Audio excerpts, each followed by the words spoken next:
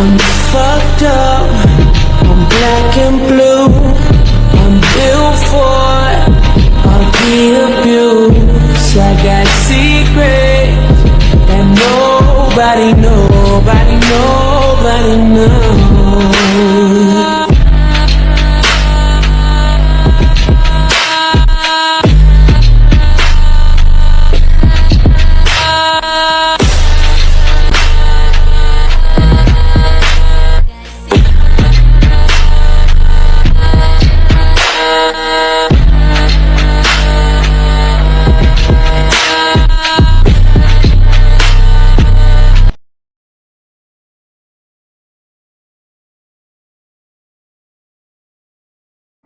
বিশ্বাস করেন ভাইয়া, আমি আপনার রুমে মোটেও আসতে চাইনি। আম্মু বলল আপনার রুমটা পরিষ্কার করে দিতে, তাই এসেছি। তে বিছিয়ে যেতে ওর খোপা করা চুলগুলো পিঠ ছড়িয়ে খুলে যেতেই জাঙ্কুক সেদিকে তাকিয়ে বলল, বয়সের সাথে সাথে সব কিছু তো বড় হয়ে গেছে তোর, এখন দেখতে আগের চেয়ে অনেক বেশি হট লাগছে। মানে? আরে তুই মানে বুঝতে পারছিস না? কাঁচায় কি বড় হয়ে গেছে ছুঁয়ে দেখাই, তাহলেই বুঝবি। তে জাঙ্কুকের কথা শুনে ভ্রু কুঁচকে নিজের শরীরে ভালোভাবে পর্যবেক্ষণ করে। এবার জাঙ্কুকের কথার মানে কিছুটা হলেও বুঝলো। একটা বারও ভাবলো না জাঙ্কুক অন্য কিছুর কথা বলতে পারে, কিন্তু তে সেই সব কিছু না ভেবে নিজে যা বুঝার বুঝে সাথে সাথে নাউজবিল্লা পরে বিছানার কাছে গিয়ে ওড়নাটা গায়ে ভালোভাবে জড়িয়ে বলল, আপনার রুম পরিষ্কার হয়ে গেছে, আমি এখন যাই। যেতে বলেছি। কথাটা বলে দুপা সামনে দিতেই জাঙ্কুকের কথা শুনে পা দুটো থেমে যায় তের। ওখানে দাঁড়িয়ে থেকে কাপা কাপা কণ্ঠে বলল, থেকে কি করব? আমাকে চুমু খাবি? আস্তাগফিরুল্লাহ, নাউজুবিল্লাহ, এগুলো আপনি কি বলছেন ভাইয়া? বারবার কথার শেষে ভাইয়া ডাকটা শুনে জাঙ্কুকের আগের থেকে দাও দাও করা রাগটা যেন আরও ঝলঝল করে উঠল। তাই তেরে গিয়ে তের দুই বাহু চেপে ধরে রুক্ষ কণ্ঠে বলল, কোনো ভাইয়া টুইয়া হই না আমি তোর, ভাতার হই, বুঝেছিস? আস্তাগফিরুল্লাহ, বিদেশে গিয়ে মনে হয় মাথাটা পাগল হয়ে গেছে, কী সব গাঁজাখুরি কথা বলছে, আবার কত জোরে আমার বাহুটা চেপে ধরেছে। মনে মনে এসব কথা ভেবে জাঙ্কুকের থেকে ছাড়া পাওয়ার জন্য মুচড়ামুচড়ি করে কিছু বলবে তার আগেই জাঙ্কুক বলল, অন্যের মুখে প্রশংসা শুনতে খুব ভালো লাগে তাই না? তাদের থেকে অ্যাটেনশন নিতে খুব ভালো লাগে, তাদের সামনে ঢ্যাং ঢ্যাং করে খুব ভালো লাগে তাই না? আর আমার সামনে আসলেই তো ছোটোবেলা থেকেই যত সব নাটক শুরু হয় তাই না? আজ তোর এই নাটকের শেষ বই আনবো আমি। তে জাঙ্কুকের এমন কথায় ভয়ে জামার দুই সাইড শক্ত করে খামচে ধরে কোনো রকম তুতলিয়ে বলল, কি এমন করেছি আমি যে আমাকে দেখার সাথে সাথে আপনি আমার সাথে এমন ব্যবহার করছেন? কি করেছিস তাই না? আজ বুঝাচ্ছি কি করেছিস। বলে ওকে ছেড়ে একটা মোটা দড়ি এনে ওর হাত দুটো বাঁধল। তে জাঙ্কুককে ওর হাত বাঁধতে দেখে কান্নাজড়িত কণ্ঠে বলল, এইভাবে বাঁধছেন কেন? ব্যথা পাচ্ছি তো আমি। ব্যথা পাগে, তুই আজ সারা রাত এভাবেই বাঁধা থাকবি। ভাইয়া দোহাই লাগে আপনার, পরশু আমার পরীক্ষা আছে, আমাকে এভাবে আটকে রাখলে আমার পরীক্ষা ভালো হবে না, আমি পড়তে পারবো না, প্লিজ আমাকে যেতে দিন। বিশ্বাস করুন, মরে গেলেও এই রুমে আর পা রাখবো না, কোনো দিন না। জোরে জোরে কান্না করে কথাগুলো বলতে জাঙ্কুক সেদিকে তাকিয়ে তের গাল চেপে বলল, এই রুমেই তোর শুরু, এই রুমেই তোর শেষ। গুধূলির শেষের বিকেলের তেজবিহীন সূর্য ডুবে গিয়ে সে অনেকক্ষণ আগে পৃথিবীর বুকে অন্ধকার নিয়ে এসেছে। শুধু শহরের চারদিকে থেকে ঝঞ্ঝাটের আওয়াজ ভেসে আসছে। জাঙ্কুক তেকে তখন খাটের সাথে উভয় বেঁধে রেখে দরজার বাহির থেকে পিন লক সেট আপ করে রেখে গেছেন। জাঙ্কুক চলে যেতেই তে অনেকবার হাত খোলার চেষ্টা করেছে, কিন্তু অতিরিক্ত টাইট হওয়ার জন্য খুলতে পারেনি। এক সময় সকাল থেকে না খাওয়া অতিরিক্ত কান্নার ফলে দুর্বলতার রেশ ধরে বাঁধা অবস্থাতেই সেখানেই ঘুমিয়ে যায়। বাবার কথা মতো যে হোক, ও তখন খাবার খেয়ে পারিবারিক ব্যবসা দেখভাল করতে গেছে, কারণ জাঙ্কুক স্পষ্টভাবে জানিয়ে দিয়েছে সে কোনো ব্যবসার কাজ সামলাতে পারবে না, সে রাজনীতি করবে। তাই বাড়ির কেউ আর তাকে ব্যবসা সামলাতে জোর করেনি, কারণ জাঙ্কুক যা বলে তার বিরুদ্ধে গেলে সে আবারও সব কিছু ফেলে রেখে চলে যাবে। তাই ওনারা ছেলের কাজে চুপ থাকেন, ছেলে যা করে শান্তি পাচ্ছে পাক না। নামজুন খান তো আর ছেলের নামে কম টাকা রাখেননি, যা রেখেছে তার অর্ধেকের অর্ধেক জাঙ্কুকের খরচে লাগবে না। তবে বংশের বড় ছেলে বলছে ব্যবসা করবে না। জিনিসটা নামজুন খানের মোটেও ভালো লাগেনি, তিনি মেনে নিতে পারছেন না, ছেলের উপর কিছু বলতেও পারছেন না। সুগাও জাঙ্কুকের মতো রাজনীতি করবে বলে পরিবারকে জানায়, বাকি থেকে যায় যে হোক। এখন সেও যদি তাদের মতো রাজনীতি করতে চায়, রাজনীতিতে জড়িয়ে যায়, তাহলে ওনাদের ব্যবসা একদম রসাতলে যাবে। তাই নামজুন খান ও সবিন খান আগে ভাগে ঝিওপকে ব্যবসার কাজ বুঝিয়ে দেন, যাতে ওদের মতো ও না রাজনীতিতে জড়াতে পারে।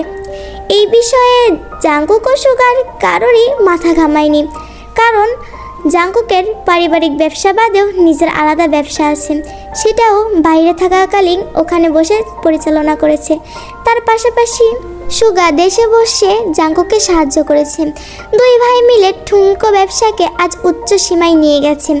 যেই জাঙ্কুকের দ্বারা কোনো কিছু হওয়ার সম্ভাবনা ছিল না, সে শুধু বুঝতো মারামারি ভাঙচুর করা, ক্ষমতা খেলা, সেই জাঙ্কুক আজ পরিবারের কাছে নিজেকে যোগ্য প্রমাণ করেছে। সে চাইলেই আল্লাহর রহমতে সব পারে, সেটা তার পরিবারকে সে দেখিয়ে দিয়েছে। জাঙ্কুক, সুগা ও জাঙ্কুকের কিছু বন্ধু মিলে রাজনৈতিক বিষয়ে কিছু আলোচনা করছিল। এমন সময় সুগা বলল, জাঙ্কুক ভাই, সেই সকালে একবার বেরোলে, এখন আবার বাইরে এসেছো, বনমানে তোমার তেপাকির সাথে দেখা করেছিলে? জাঙ্কুক ততক্ষণে স্মরণে আসে তখনকার সময় তার তেপাকিকে বেঁধে আসার কথা। এটা মনে আসতেই বসা থেকে দাঁড়িয়ে জোরে জোরে হাত দিয়ে মাথায় বাড়ি দিয়ে শীত বলে গম্ভীর কণ্ঠে দাঁত কিরমির করে বলে, ওই নারী আমাকে কোনো দিন শান্তিতে থাকতে দেবে না, কাছেও যেতে দেবে না। ওই নারীকে তো আমি। এতটুকু বলে বাড়ি যাওয়ার জন্য বাইকে উঠে সবার উদ্দেশ্যে বলল, আমি গেলাম আমার তেপাখি ওরফে হাফফুটের সাথে রোমান্স করতে। তোরা সব ঠিকঠাক করে গুছিয়ে নিস, আর সুগা তুই কাজ শেষে বাসায় আসবি। সুগা জাঙ্কুকের কথা শুনে মুচকি হেসে বলল, রোমান্স করতে যাবে নাকি অবুঝ তেপাখিটাকে মারতে যাবে কে জানে। তোমার তো ঠিক নেই, এই পানি এই গরম, ও ভালোবাসা পাওয়ার যোগ্যতা রাখে না বলে বাইক স্টার্ট দিয়ে চলে আসে জাঙ্কুক। মুখের উপর শীতল কিছু অনুভব করে আস্তে আস্তে চোখ খুলে তাকাইতে, দুর্বল থাকায় মাথাটা চক্কর দিতে সাথে সাথে আবারও চোখ দুটো বন্ধ করে নেয়। ওর সামনে যে কেউ বসে ওকে স্থির দৃষ্টিতে খুঁটিয়ে খুঁটিয়ে দেখছে, সেদিকে ওর কোনো খেয়ালই নেই। জাঙ্কুক তার তেকে তৃষ্ণার্ত দৃষ্টিতে দেখে আস্তে করে বলল, তে পাখি, তোমাকে আমার হয়েই থাকতে হবে, যেমন ছিলে ঠিক তেমনভাবে মৃত্যুর আগ পর্যন্ত। বলেই তের হাতের বাঁধন খুলে দেয়। তে হাত খোলা পেয়ে দড়ির দাগ বসে যাওয়া জায়গাগুলোতে দুই হাতে মুচড়াতে বলল, আপনি এসেছেন, আমি আপনার জন্য অনেকক্ষণ বসেছিলাম, কিন্তু আপনি আসেননি। এখন প্লিজ আমাকে যেতে দিন, আমার শরীরটা ভীষণ দুর্বল লাগছে। যেতে দেব, একটা শর্ত আছে, তবে কিছু ফেরতও দেব। তে জাঙ্কুকের সামনে থেকে যাওয়ার জন্য তাড়াতাড়ি শর্ত মানতে রাজি হয়ে বলল, কী শর্ত? যদি তোর এই গোলাপি রাঙা ঠোঁটের স্বাদ নিতে দিস, তাহলে তোকে আমি ফিজিক্যাল স্বাদ নিতে দেব, আর এটাই আমার পক্ষ থেকে ফেরত দেওয়া। ছি, কী সব নোংরা কথা বলছেন আপনি? জাঙ্কুক ভাই, এসেছেন পর থেকে ঠিকই বলেছিস, তোর থেকে দূরে যাওয়ার পর তোর প্রতি নোংরা জিনিসটাই কাজ করে আমার। তোকে দেখলে বারবার তোর ঠোঁটের স্বাদ নিতে মন চায়, তোর সাথে ইন্টিমেট হতে মন চায়। এখন আমি কি করতে পারি বল? আমার না এসব শুনতে ভালো লাগছে না, কেমন অস্থির লাগছে, শরীর কাঁপছে।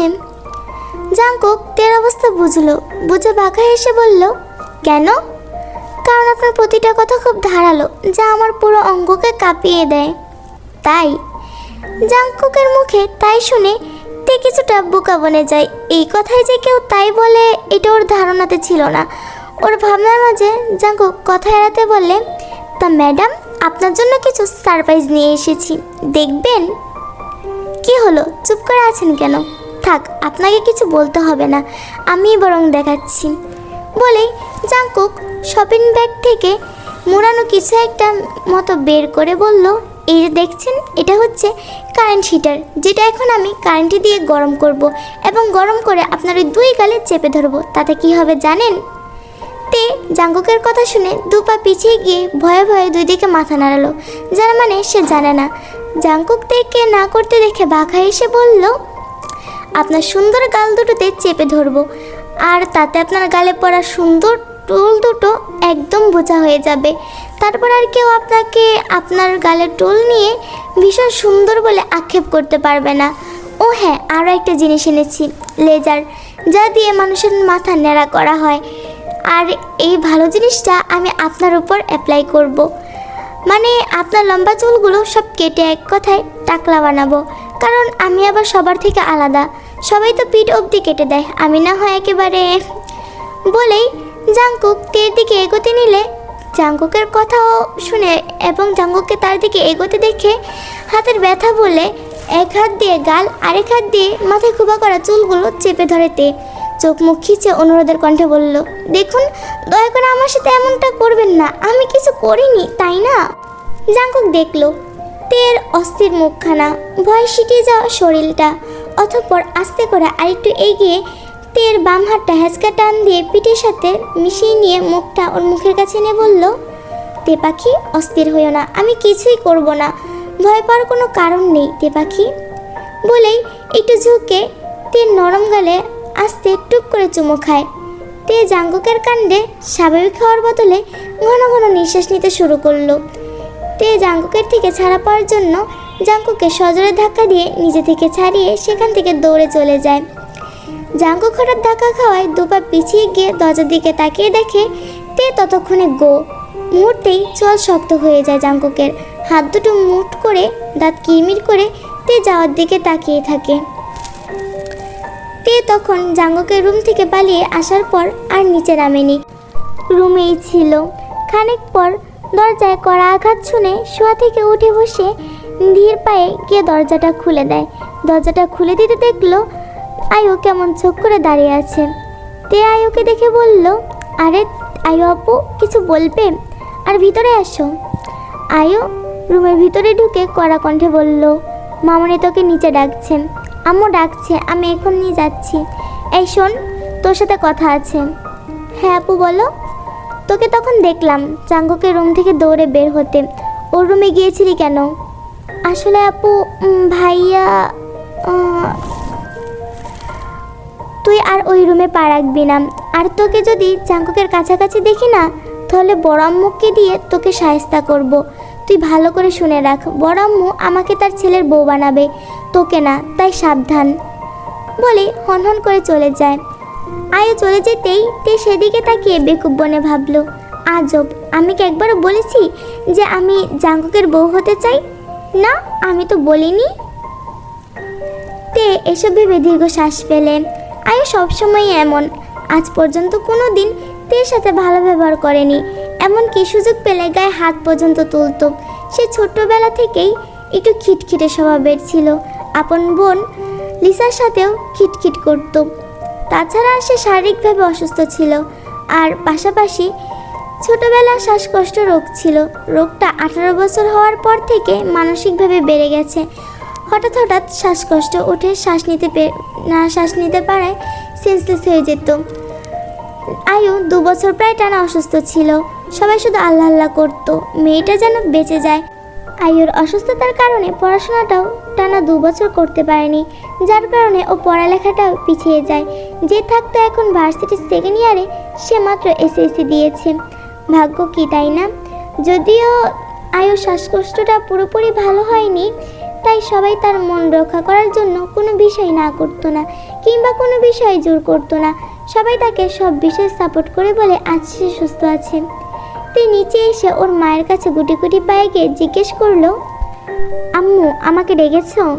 হ্যাঁ, তোকে না তোর বড় আম্মু বলেছিল দুপুরে সবার খাওয়ার পর থালা বাসনগুলো ধুয়ে রাখতে। তে কিছু বলবে তার আগেই জাংকুক সিঁড়ি বেয়ে নামতে নামতে বলল, মামনি, সারাদিন রুমের ভিতর থাকলে থালা বাসন কিভাবে ধোবে? তে জাংকুকের কথা শুনে অবাকের চরম পর্যায়ে চলে যায়। এতক্ষণ হাত বেঁধে রুমবন্দি করে রেখে এখন বলছে সে নাকি সারাদিন রুমে থাকে। তাই কিছুটা ক্ষোভ নিয়ে জাংকুকের দিকে তাকিয়ে বলল, আম্মু, জাংকুক ভাই তো আমাকে রুমে তের কথা শেষ হওয়ার আগেই ওর মা ওর গালে একটা থাপ্পড় দিল। তোর লজ্জা করে না? এখন জাংকুকের দোষ দিচ্ছিস? সারাদিন বসে খাবি, সেটা বলতে পারিস না? তে মায়ের হাতে থাপ্পড় ও চিৎকার করে বলা কথা শুনে ফুফে কেঁদে ওঠে। তেকে থাপ্পড় দিতে দেখে জেনি দৌড়ে এসে বলল, সমস্যা কি তোমার আম্মু? ওকে মারছো কেন? কি করেছে ও? কি করেনি বল। একটা কথা বললে শুনবে না। ওকে দুপুরে একটু থালা বাসনগুলো ধো। ওনাকে আর কিছু বলতে না দিয়েই জিয়াব দরজার কাছ থেকে এসে তের দুবাহু ধরে একদম নিজের সাথে এনে রাগী কণ্ঠে বলল, শুরু থেকে সবটাই দেখেছি আমি। মামনি, বাড়িতে দুজন কাজের মেয়ে রেখেছিলাম। তাদের ভিতর একজন ধোয়া কাচা করবে, আরেকজন বাড়ি পরিষ্কার করবে। কিন্তু তোমরা ধোয়া কাচা যিনি করেন তাকে বিদায় করে দিয়েছো, আর ওকে দিয়ে তার কাজগুলো করাচ্ছ। এটা আমি মানতে পারি না। মামনি, বাড়িতে তো আরও মেয়ে আছে, কই তাদেরকে কাউকে তো কাজ করাও না, তাহলে ওকে দিয়ে কাজ করাও কেন? শোনো মামনি, যে পর্যন্ত আছো সে পর্যন্তই থাকো। দরকার হয় বাড়িতে আরও কাজের মেয়ে রেখে দেবো, তাও ওকে কাজ করতে বলবে না। বলেই তেকে উপরে যেতে বলে সেও হনহন করে নিজের রুমে চলে যায়। জিহব যেতেই তে ভেজা চোখ দুটো তুলে জাঙ্কুকের দিকে তাকালো, কারণ সে ভেবেছিল জাঙ্কুক তার হয়ে এমনটা বলবে, কিন্তু হলো তার উল্টোটা। এক বুক কষ্ট নিয়ে তে ভেজা চোখের রুমের দিকে যাওয়ার জন্য পা বাড়ায়। যদি সে আর কিছুক্ষণ জাঙ্কুকের দিকে তাকাতো তাহলে দেখতে পারতো জাঙ্কুকের হিংস্র রক্তভরা চোখগুলো। শহরের অতি তীব্র জঞ্জাট ও ধুলো ওড়া পরিবেশকে মোকাবেলা করে ক্লান্ত শরীর নিয়ে বাড়ি ফিরলেন বাড়ির দুই বড় কর্তা, নামজুন খান ও সুবিন খান। সাথে লিজানসুক খানও ছিলেন। ওনাকে নেতৃদল কেন্দ্রে ডেকেছেন, তাই উনি অফিস থেকে সরাসরি সেখানে গেছেন। ক্লান্ত শরীরখানা সোফায় এলিয়ে দিলেন নামজুন খান। ওনাদের আসতে দেখে ঠান্ডা লেবু শরবত এনে দিলেন জিন খান। শরবতটা দুজনের হাতে দিয়ে বসলেন স্বামীর পাশে। নামজুন খান তৃপ্তি সহকারে স্ত্রীর দেওয়া শরবতটা খেলেন। অতঃপর কিছু একটা ভেবে দীর্ঘশ্বাস ফেলে স্ত্রীকে জিজ্ঞাসা করলেন, ছেলেটা সেই 2 দিন আগে বাড়ি ফিরলো, ওই একটু দেখার পর তাকে আর দেখলাম না। এখন পর্যন্ত একটা কথাও আমার সাথে বলেনি, কই সে? মিসেস জিন খান স্বামীর প্রশ্নে একই রকম নিঃশ্বাস ফেলে বললেন, মাত্র দেখলাম। কোথা থেকে রেগে মেগে আগুন হয়ে সোজা নিজের রুমে গেছে। পিছু ডাকলাম, শুনলো না। আপনার ছেলে সেই ছোটোবেলার রাগী ভাব এখনও একটুও কমেনি। ওর কথা নড়চড় হলো। ওনার বাকি কথা শেষ করার আগেই উপরে দোতলার ঘর থেকে ভেসে আসে ভাঙচুরের শব্দ। ওনারা বুঝতে বাকি থাকে না এই সব ভাঙচুর ওনাদের ছেলে জাঙ্কুক করছে। আবারও জিনিসপত্র ভাঙার শব্দ পেয়ে ছুটে যায় জাঙ্কুকের রুমের দিকে। গিয়ে দেখে রুমের অবস্থা ছন্নছাড়া বিচ্ছিন্ন। ছেলের হাত কেটে ফ্লোরে রক্ত ঝরছে। টাইস করা ফ্লোরে রক্তটা যেন বেশি গাঢ় মনে হচ্ছে। জিন খানের বুকটা ধুক করে ওঠে। দৌড়ে ছেলেকে শান্ত করার জন্য আহাজারি করে কান্নাজড়িত কণ্ঠে বলল, আমার সোনা, কি হয়েছে বাবা বলো, এমন করছো কেন? হাতটা কেটে কি হয়েছে দেখেছো? শান্ত হও বাবা, কি হয়েছে মাকে বলো। আমার তোমাদের কাউকে বলার প্রয়োজন নেই আম্মু। তোমাদের সবাইকে আমার চেনা জানাশোনা আছে। তোমরা কে আমাকে কতটা ভালোবাসো সেটা আমার জানা, তাই দয়া করে আমাকে একটু একা থাকতে দাও। ছেলের আবারও আগের মতো পাগলামি দেখে নামজুন খান কাছে যেতে যেতে বলল, বাবা আমার কি হয়েছে আমাদের বলো, আমরা সব ঠিক করে দেব। নামজুন খানকে ওর দিকে এগোতে দেখে চেতে ওঠা রাগটা যেন আরও চেতে উঠেছে, তাই জোরে জোরে হুঙ্কার ছেড়ে বলল, আম্মু, এই লোককে আমার রুম থেকে বের হতে বলো, আর নয়তো যদি এবার আমি চলে যাই, বিশ্বাস করো কোনো দিন এই বাড়িতে পা রাখবো না। জাঙ্কুক, সে তোমার বাবা হয়, তুমি তার সাথে এমনভাবে কথা বলছো কেন? দেখো আম্মু, যেটা আমার সেটা একান্তই আমার, সেটা নিয়ে টানা হেঁচড়া করা আমার মোটেও পছন্দ না, আর তোমরা বারবার সেটাই করছো। কি করেছি আমরা? হ্যাঁ বলো, কি করেছি আমরা? তুমি যখন যেটা চাও আমরা সেটাই দেওয়ার চেষ্টা করি, তোমার মন রক্ষা করার চেষ্টা করি। তারপরও তুমি। জাঙ্কুক ওর মাকে হাত নাড়িয়ে বলল, ব্যাস আম্মু, আর মিথ্যা বলো না। তোমরা আর কত মিথ্যা বলবে? জাঙ্কুক, আম্মু, তেপাখি তো আমার ছিল তাই না? তেপাখির সাথে আমার বিয়ে হয়েছিল, তাহলে ও কেন আমার হয়ে হচ্ছে না? জানো, বাদ দাও, তার চেয়ে বরং আমাকে একা থাকতে দাও। তোমরা চলে যাও, আমি আমার জিনিস বুঝে নিতে জানি। আমার জিনিস কাউকে আমার করে দিতে হবে না। জাঙ্কুক, ওটা কোনো বিয়ে ছিল না, ছেলে খেলা বন্ধ করো। আর ওই অপয়া মেয়েকে তো আমি কোনো দিনও তোমার বউ হিসেবে মেনে নেব না। যে মেয়ের জন্য আমার বুক থেকে তোমাকে 7টা বছর দূরে থাকতে হয়েছে, সেই মেয়েকে তো তুমি তেমন ছিলে না। তুমি তো আমার তেপাখিকে ভীষণ ভালোবাসতে, তাহলে এখন এমন কেন করছো? সে যেমনই করো, তোমাদের মানতে হবে না। তোমরা আমার রুম থেকে বের হয়ে যাও। জাঙ্কুক, হ্যাঁ আম্মু, আমি কোনো নায়ক হতে চাই না যে ফ্যামিলি কিংবা পরিস্থিতির চাপে পড়ে প্রিয় মানুষকে ছেড়ে দিবে। আমি আমার লাইফে ভিলেন হতে চাই। প্রিয় মানুষের ক্ষেত্রে নো কম্প্রোমাইজ। আমি সমাজ কিংবা পরিবারের মানুষকে বুঝি না, আমি আমার প্রিয় মানুষকে ছিনিয়ে নিতে বুঝি। জানো তো আম্মু, লাইফে নায়ক নয় ভিলেন প্রয়োজন, তাহলে জীবনটা সুখের হয়। নামজন খান এতক্ষণ মা ছেলের কথা চুপচাপ দাঁড়িয়ে শুনছিলেন।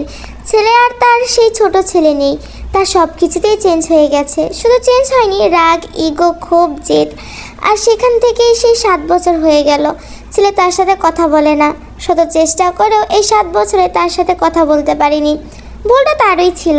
সেদিন ছেলেটাকে এমন শাস্তি না দিলেও পারত, কিন্তু কি করার ছিল। তখন তেও খুব ছোট ছিল। জাঙ্কুকের অতিরিক্ত টর্চার ছোট মেয়েটার উপর প্রতিনিয়ত তার চোখে পড়তো। সে ভেবেছিল সেদিন এই সিদ্ধান্তটা নিলে হয়তো তার ছেলেটা ছোট মেয়েটার সাথে এমন করবে না, কিন্তু তা না হয়ে হলো তার উল্টোটা। বাবা ছেলের সম্পর্কটাও আজ ছন্ন ছাড়া। তিনি আবারও দীর্ঘশ্বাস ছাড়লেন। ওনার বেশ জানা আছে, ছেলে যখন বলেছে তে পাখি তার, দুনিয়া উল্টে গেলেও তে পাখি তার, সেখানে কারোর কিছু বলার সাধ্য নেই। আর সে তার ছেলের ইচ্ছাকে মেনে নিবে। কিন্তু এই মুহূর্তে উনি জাঙ্কুককে কথা বলতে পারছেন না, আর এই মুহূর্তে কথাটা উনি বলতেও চায় না। তাই আস্তে করে সেখান থেকে চলে এলেন। সকাল গড়িয়ে বেলা দুপুর 1:25। তে পরীক্ষা শেষ করে গাড়ির জন্য অপেক্ষা করছে। একা বললে ভুল হবে, ওর সাথে ওর বেস্ট ফ্রেন্ড জিমিনও ছিল। কিন্তু আজ মনে হয় সব রিক্সা ওদের জন্য নিষিদ্ধ হয়ে গেছে। কোনো রিক্সা খালি পাচ্ছে না। এক পর্যায়ে দাঁড়াতে দাঁড়াতে বিরক্ত হয়ে যায় ওরা। হাতের ঘড়ির দিকে তাকিয়ে দেখে 1:30 বেজে যাচ্ছে। মনে ভয়ের রেশ আসে। সামনের মোড়ের রাস্তাটা একদম ভালো না। দুপুরবেলা মেয়েদেরকে একলা পেয়েই টিস করে। সেটা প্রথম পরীক্ষার দিনেই সে টের পেয়েছিল। কিন্তু কি করবে ভেবে পাচ্ছে না। যত দাঁড়াবে ততই দেরি হবে। তাই মনে এক বুক সাহস নিয়ে হাঁটা দিল। কিছুটা পথ হাঁটতেই খুব স্পিডে ওদের সামনে একটা বাইক থামলো। হঠাৎ সামনে বাইক থামতে দেখে তে চোখ মুখ খিচে দুপা পিছিয়ে যায়। আস্তে পিটপিট করে চোখ খুলে দেখে জিহব বাইকের উপর হাসি মুখে ওর দিকে তাকিয়ে আছে। তে জিহবকে দেখে কিছুটা স্বস্তি ফিরে পায়। ও জিহবকে দেখে মুচকি হেসে বলল, ভাইয়া তুমি এই রাস্তায় কি করছো? আমার সামনে একদম হাসবে না তুমি। তোমার গালে টোল পড়া হাসি আমার বুকে মারাত্মক তীর বাঁধে, সেটা বুঝো না তুমি? তে বিরক্ত হয়। এই লোক ওকে যখনই দেখে তখনই গালে টোল নিয়ে পড়ে থাকে। মনে মনে শপথ করে নেয় এই লোকের সামনে আসলে কোনো দিনও আর হাসবে না, তাহলে আর গালে টোল পড়বে না, আর ওকে ফালতু বকবকও শুনতে হবে না। তাই কিছুটা কিঞ্চিত রাগ নিয়ে বলল, তুমি এদিকে কেন এসেছো আগে সেটা বলো। তোমাকে নিতে এসেছি। তুমি আমাকে নিতে এসেছো? না, আপনাকে নয়, আপনার আশেপাশের মানুষকে নিতে এসেছি। তে বুঝলো এখন যে হোক কথাটা মজা করেই বলেছে। তাই ও জিহবকে আর কিছু বলল না। আস্তে করে জিহবের বাইকের পিছনে উঠে ঘাড় ঘুরিয়ে জিমিনের দিকে তাকিয়ে বলল, কি রে, তুই কি দাঁড়িয়ে থাকবি নাকি? আমাদের সাথে যাবি?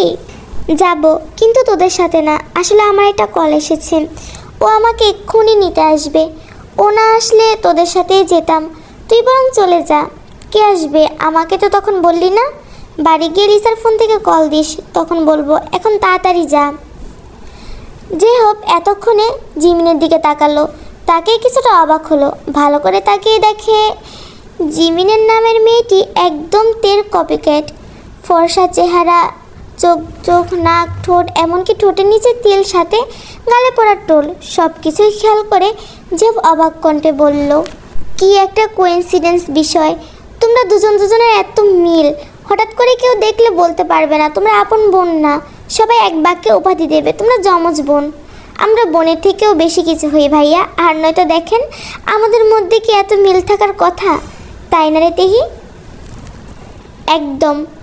ওদের কথা শুনে জিহব মুচকি হাসলো। বাইক স্টার্ট দিতে দিতে বলল, আমাদের বাড়িতে এসো।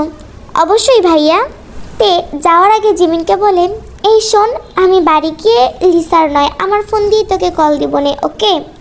তুই ফোন পাবি কই? তুই তো ফকিরনি। ও, তোকেও তো একটা কথা বলা হয়নি। আমিও বাড়ি গিয়ে তোকে ফোনে বলবো নে। হ্যাঁ, এখন যাই। যা। যে হপ্তে জিমিনকে বিদায় দিয়ে ওখান থেকে চলে আসে। ওদের চলে যেতে দেখে জিমিনও গুটি গুটি পায়ে রাস্তা ধরে হাঁটতে থাকে। কিছু দূর যাওয়ার পর হাফিজকে হাসি মুখে ওর দিকে আসতে দেখে। ও মুচকি হেসে আবার এগিয়ে যায়। দুজন একদম কাছাকাছি দাঁড়ায়, দুজন দুজনকে আর একটা হাসি উপহার দেয়। অতঃপর হাফিজ ওর পিছন থেকে একটা হাত এনে জিমিনকে দিয়ে বলল, এই গোলাপটা তোমার জন্য আমার কিউট পরি। জিমিন মুচকি হেসে ফুলটা হাতে নিল, ঘুরিয়ে ফিরিয়ে হালকা ঘ্রাণ নিয়ে বলল, তোমাকে অনেক ধন্যবাদ। তোমার পরীক্ষা কেমন হয়েছে? আলহামদুলিল্লাহ ভালো হয়েছে। আন্টি ভাই বোনেরা কেমন আছে? তারাও ভালো আছে। তোমার বাসার সবাই কেমন আছে? এই তো ভালো আছে। চলো সামনে দিঘির পাড়ে গিয়ে বসি, ওখানে শস্য বাতাস বয়, কথা বলতে ভালো লাগবে। ওরা দুজন কিছুটা সামনের দিকে এগোতেই জিমিনের চোখ পড়ে সুগার দিকে। ওর দরবল নিয়ে এক একজন বাইকের উপর বসে আছে। ব্যাস হয়ে গেল। জিমিন কাচুমাচু করে ঘন ঘন শ্বাস ফেলতে লাগলো, মনে মনে আল্লাহ আল্লাহ করে গলা শুকিয়ে ডাকতে লাগলো, এই বান্দা এখানে কি করে? আজ আবার না কোনো গন্ডগোল করে, আল্লাহ তুমি বাঁচিয়ে নাও। ওর মনে মনে বিড়বিড় করার ভিতর সুগা ওর একেবারে কাছে এসে হাফিজের দিকে সরু চোখে তাকায়। অতঃপর থুতনিটা একটু চুলকিয়ে বলল, তুই কে রে? তোকে তো আগে কখনো দেখিনি। সুগা ওকে না চিনলেও হাফিজ সুগাকে ঠিকই চিনল। আর চেনারই কথা, পুরো ঢাকা শহরে তাদের দুই ভাইয়ের ইলেকশনের পোস্টার লাগানো। তাছাড়া তাদের কম বেশি তো সবাই চেনে, সেই সূত্রে হাফিজেরও চেনা। তাই হাফিজ কিছুটা বিনয়ী সুরে বলল, ভাই আপনি কেমন আছেন ভাই? আমাকে চেনো? কি বলেন ভাই, আপনাকে চিনবো না? দেখো তুমি আমাকে চেনো, কিন্তু তোমার পাশের জন আমাকে চেনে না। এতবার অর্নিং করার পরেও তোমার সাথে মিশছে। আজ আমার জায়গায় যদি ভাইয়া হতো না, তো এই মেয়ের যে কী হতো আল্লাহই জানে। আমি বলে এখনও সুস্থভাবে দাঁড়িয়ে আছে। ভাই আপনার কথা বুঝতে পারছি না। তুমি বুঝতে পারছো না? আমি তো বাংলা ভাষায় বলছি। তারপর যদি বুঝতে না পারো তাহলে বুঝিয়ে বলছি। এই যে তোমার পাশে দাঁড়ানো মেয়েটাকে দেখছো না, এই মেয়েটা আমার। তাই আজ এই মুহূর্ত থেকে ওর কাছ থেকে দূরে থাকবে। আর নেক্সট টাইম যদি তোমাকে এই এলাকায় কিংবা ওর আশেপাশে দেখি, তোমাকে দুনিয়া থেকে বিলুপ্ত করতে 1 মিনিটও সময় লাগবে না। এটা আমার না, ভাইয়ের কথা। প্রিয় মানুষের ক্ষেত্রে নো কম্প্রোমাইজ। তাকে ভালো লেগেছে মানে সে সারা জীবনের জন্য আমার। এবার সোজা ভালো ছেলের মতো এখান থেকে কেটে পড়ো।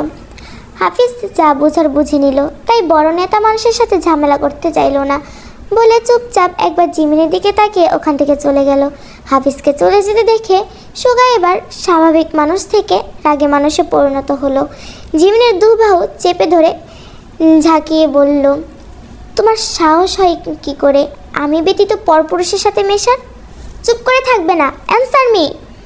জিমিন সুগার রাগী চেহারা দেখে ভয়ে ভয়ে বলল, আপনি কে হন আমার যে আপনাকে সব কথা আমার শুনতে হবে? ভবিষ্যতের জামাই। আমি রাজি না হলে ভবিষ্যৎ? তুমি রাজি হলে হবে, না হলে হবে না। তোমাকে আমি ছাড়ছি না মেয়ে। দেখুন ভালো হচ্ছে না কিন্তু। বাইকে ওঠো, বাড়ি পৌঁছে দিচ্ছি। না আমি আপনার সাথে যাব না। দেখো বাড়াবাড়ি করো না, ভালোবাসি তোমায়, জোর করছি না। যেদিন ভালোবাসতে পারবে সেদিনই ভবিষ্যৎ হবে। তার আগে আমি তোমাকে ফোর্স করব না। তবে ছাড় দেবো সেটাও না যে তুমি অন্য ছেলের সাথে মিশবে। জিমিন আর কথা বাড়ালো না, কারণ এই 4 বছরে খান বংশের সব মানুষকে খুব ভালোভাবে চিনে গেছে। এরা এক কথার মানুষ, কথার কোনো নড়চড় হবে না। তাই ভালো মেয়ের মতো সুগার বাইকে উঠে বসলো।